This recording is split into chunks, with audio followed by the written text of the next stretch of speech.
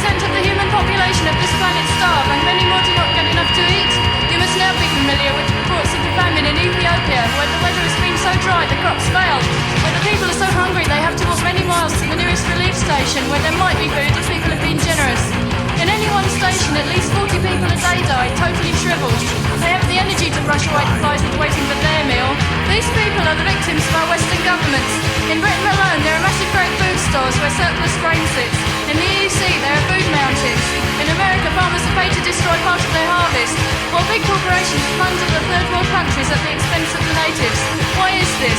Economics, the science of greed, that which says people must pay Western prices for their food. Naturally, starving countries can't afford this, especially when their government takes the bus first.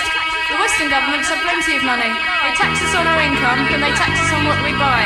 They take the money we have worked for and use it to buy arms. They would rather be able to destroy the world 12 instead of 10 times over than transport surplus food to those who die. Indeed, they become ill through obesity. Must we tolerate these obscenities, when soon even we may be starving because of their taxes? Some people don't see the connections between big business and destruction.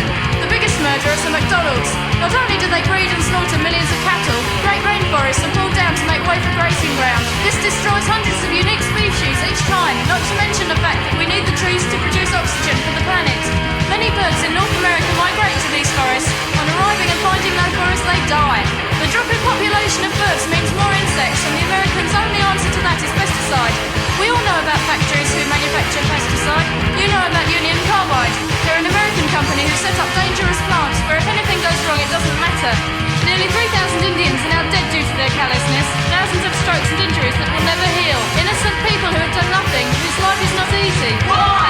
So America can steal food from the starving millions. Nearly all big business is based on exploitation of the worst kinds. Cosmetic companies use dead animals to make their products, then poison many more by feeding it to them, with the end result of encouraging sexism by convincing men and women to look the same as each other. Advertising promotes this, and advertising of any kind usually portrays women as a sex object only, there to be raped.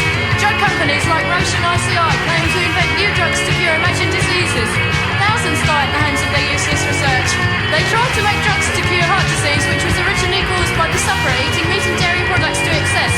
Look at McConnell own everything from butchers to health shops. As long as the cash rolls in, who cares? Other companies who make machinery and domestic appliances, like Thorny MI, also make defence gadgetry. British Aerospace specialise in fighters in favour of passenger jets.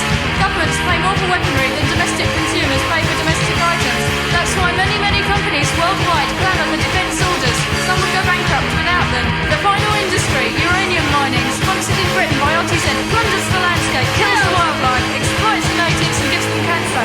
The product makes bombs to kill all and is used for nuclear fuel. The kind of power that produces waste which can be pumped into the sea in Cumbria. Deformed babies and children dying of leukemia are coincidences, we are told.